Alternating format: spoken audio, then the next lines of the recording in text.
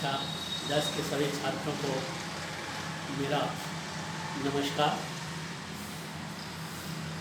साथ ही साथ धन्यवाद कि आप सभी वीडियो को शेयर भी कर रहे होंगे, और मैं ये चाहूँगा कि अधिक से अधिक आप शेयर करने की कोशिश करें। और साथ ही साथ अगर आपको कुछ प्रॉब्लम हो तो भी बताने की कोशिश करें, जिससे और भी, या कोई दिक्कतें हों, कोई गलत लग रहा हो तो भी आप बताने की कोशिश करें, जिससे मैं और अच्छी तरह से बताने की प्रयास करूँगा। इसलिए भी जो है वीडियो में मैं महाकवि सूरदास के बारे में बताया था। आज दूसरा लेसन जो अनुष्ठंग है, जिसके कवि महाकवि गोस्वामी तुलसीदास, भक्ति काल के राम काव्य धारा के यशस्वी कवि, राम की गाथाओं का गान करने वाले कवि गोस्वामी तुलसीदास का जन्म 1532 में राजापुर ग्राम चित्रकूट में हुआ था। एक चीज़ और यही मैं बता दूं कि जितने भी प्राचीन कवि हैं वे अपने बारे में कुछ नहीं बताते। जिस साहित्यकार को जो शोध करने के बाद मिल जाता है, जो भी साक्ष्य मिल जाता है, उसके अनुसार जो है अपना जन्म बता देते हैं इनका। वैसे संवत 1554 ईस्वी कुछ मानते हैं, कुछ जो है और भी बनते, जो जैसा जिसको साक्ष्य मिलता है उसके अनुसार कर देते हैं। लेकिन उस पर विशेष विवाद करने की हमें नहीं आवश्यकता है। हमें तो केवल एक जन्म मानना है ईस्वी में 1532 ईस्वी राजापुर ग्राम में। इनके जन्म स्थान के बारे में भी साहित्यकारों में एकता नहीं है, लेकिन फिर भी ये राजापुर ग्राम जो चित्रकूट के पास है उत्तर प्रदेश में हुआ था। इनके माता का नाम तुलसी तथा पिता का नाम आत्माराव दुबे।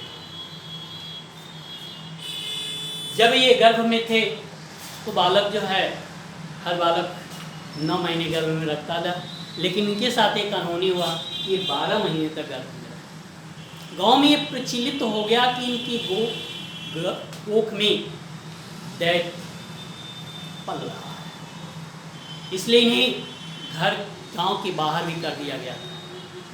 12 महीने के बाद तुलसी का जन्म हुआ तो इनके मुख में 32 दांत थे। बालक जन्म लेने के बाद रोते हैं, लेकिन ये राम राम कहा, इसलिए इनके बचपन का राम बोला पड़ गया।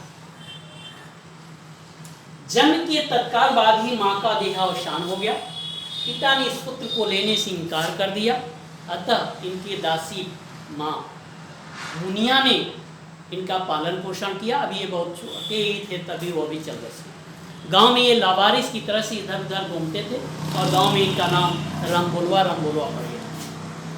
उसी बीच नरहरियानंद जी पधारे और इस बालक की प्रतिभा को देखकर अपने साथ ले गए। वहीं पर इनका नामकरण संस्कार हुआ, जिसका नाम तुलसी पड़ा। इनकी मृत्यु संवत 1680 यानी 1623 ईस्वी में हुआ। इनकी भाषा अवधी एवं ब्रज भाषा है। इन्होंने राम कथा अपने गुरु के द्वारा ही सुना। वेद पुराण उपनिषद सभी का अनुशीलन करने के बाद ये पुनः अपने गांव आए, और उसी समय रत्नावली के पिता ने अपनी पुत्री के लिए उचित वर देकर इनका विवाह कर दिया। लेकिन अपनी पत्नी रत्नावली के फटकार से ही इनके अंदर एक वैराग उत्पन्न हो गया। उन्होंने कहा कि अस्त चर मम देह तामे ऐसी प्रीत, यानी हाड़ मांस के शरीर पाप की इतनी स्नेह, तो अगर इसका एक अंश भी ईश्वर के प्रति अगर स्नेह हो जाता तो शायद आपका भवसागर पार हो जाता। और यही उपदेश उनके मन में इसका कदर बैठा कि वहीं से वह वापस चले आए और पुनः ये चित्रकूट, या हम कह सकते हैं कि अयोध्या घूमते हुए वे राम कथा का प्रारंभ किया। इनकी जो रचनाएं हैं, दर्जनों इन्होंने रचनाएं लिखा। इनकी जो भाषा है अवधी और ब्रज भाषा है, दोनों पर इनको समान अधिकार था। रामचरितमानस, जानकी मंगल, पार्वती मंगल, दोहावली, गीतावली, कवितावली, विनय पत्रिका, रामलला नाचू, जानकी मंगल, पार्वती मंगल जैसे दर्जनों और कृष्ण गीतावली भी नहीं हुई, दर्जनों पुस्तकों का अनुशीलन किया, यानी रचना किया। इनकी जो भाषा है अवधीय ब्रज भाषा। अगर इनकी भक्ति को देखना है, तुलसी को समझना है, तो विनय पत्रिका, और इनकी भक्ति को देखना है तो रामचरितमानस को। इन दोनों में वह रूप देखने को मिले। कबहू का अवसर पाए, कभी भी अवसर मिले, मेरी वो करुण कथा दियो चला। ये ईश्वर से यानी माँ जानकी के पास यह पत्रिका भेजते। फिलहाल हम आते हैं ये धनुष भंग। यह बाल लीला का वर्णन है जिसमें सीता के स्वयंवर की तैयारियां हो रही हैं। पिता ये गुरु विश्वामित्र के साथ ये दोनों भाई वहाँ पहुँचते जनकपुर में, और वहीं देश देशांतर से आए हुए राजा महाराजा धनुष को तोड़ना क्या, धनुष को उठा भी नहीं पाते हैं, जिस कारण से अंत में राजा जनक निराश हो जाते हैं। उनकी निराशा को दूर करने के लिए स्वयं राम जगत के पालनहर्ता पालनकर्ता राम चलते हैं। उसका एक देखते हैं कि छंद है, उदित उदयगिरी मंच पर रघुवर बाल पतंग, विकसे संत सरोज सब हर्षि लोचन की। उदित जिस तरह से प्रातः काल का बाल सूर्य पर्वतों के पीछे से उदित होते हैं, उसी तरह से राम मंच की तरफ चलते हैं। और विकसे माने हर्षित होते, संत जन ऋषि मुनि गण प्रसन्न हो जाते हैं।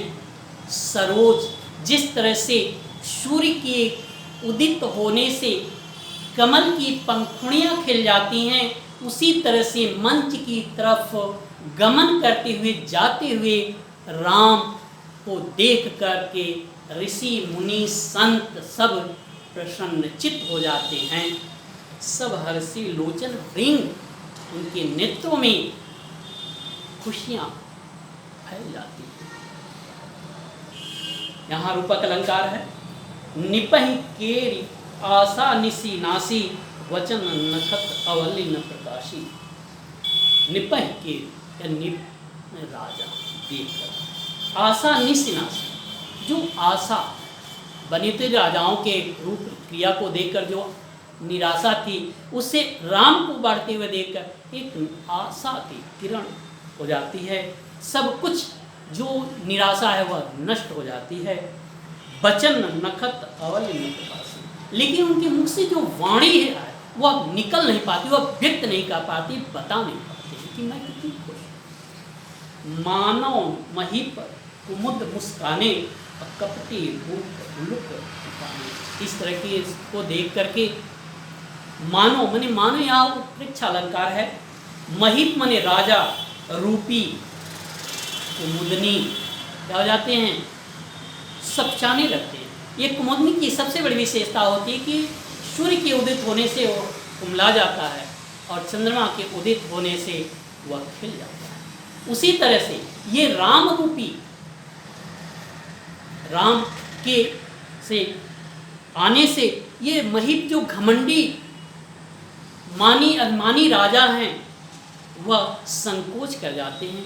और कपटी जो राजा हैं, भूप राजा, उल्लू माने उल्लू जो रात्रि में ही दिखाई देता है, दिन में छुप जाता है, उसी तरह से ये कपटी रूपी जो उल्लू है राजा हैं, वे क्या होते हैं, लुका जा रहे, छुप जा रहे हैं। भय विशोक कोक मुनि देखा अबर से सुमन जनाम सेवा। भय विशोक, नर नारी दुखी थे, वे सभी मुनिजन ग्रामीण सभी जो दुखी थे बरसें, अब वह बरसें सुमन, यह देख करके प्रसन्नता होती है, प्रसन्नता के साथ वे वर्षा पुष्प की वर्षा करते हैं। उनकी मानो वे राम के चरणों में अपनी सेवा को प्रस्तुत कर रहे हैं। गुरुपद बंदी सहित अनुरागा, राम मुनि हैं सन आयो सुनागा।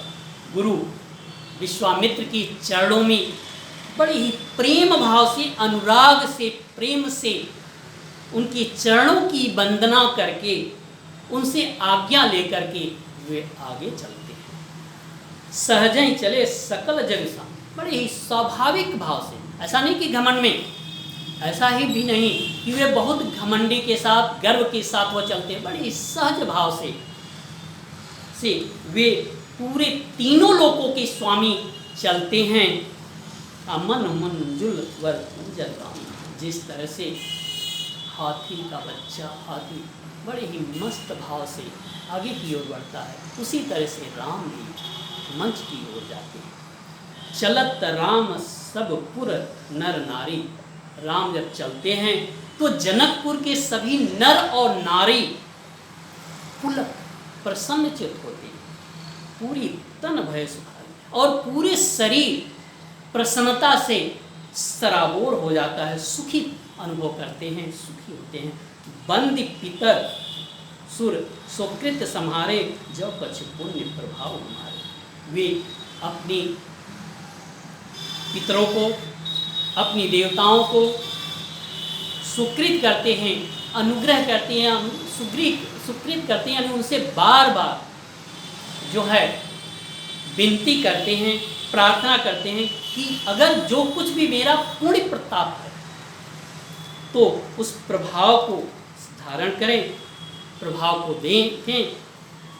तो शिवधन मिराण की नाई तोरण राम गणेश को, तो अगर सुकृत होगा, हे देवगण आपकी सुकृत होगा, हे पितरगण आपकी सुकृत होगा, तो यह शिव की जो धनुष है, जो कठोर धनुष है, उस धनुष को तोरण माने तोड़ेंगे। राम गणेश गोसाई माने स्वामी, एक गणेश स्वामी आप ये ध्यान रखें कि जिससे ये राम इस धनुष को क्या कर लें, तोड़ लें। इसमें उत्प्रेक्षा अलंकार है, अनुप्रास अलंकार है, रूपक अलंकार है और शांत रस है, ब्रज भाषा, ये अवधी भाषा का प्रयोग किया गया है। ये सभी लोग इसको पढ़ेंगे और इनका जीवन परिचय भी तैयार करेंगे, क्योंकि बहुत लंबा ये है, मैं पूरा कर नहीं पाऊँगा, फिर आगे बताया जाएगा। लेकिन इसको पूरा कंठस्थ करें, तैयार करें, तभी जाकर होगा। और इनका जीवन परिचय भी लिखेंगे, लिख करके तैयार करके वर्क यही होगा कि आप हमें सुनाने की कोशिश करें, आप पर भेजे भी, जिससे मैं देखूं कि हाँ आपने जो मैं पढ़ाया, जो बताया, उस पर आप अमल कर रहे हैं या नहीं कर रहे हैं। ठीक, इसे तैयारी करेंगे। धन्यवाद, thank you, best of luck.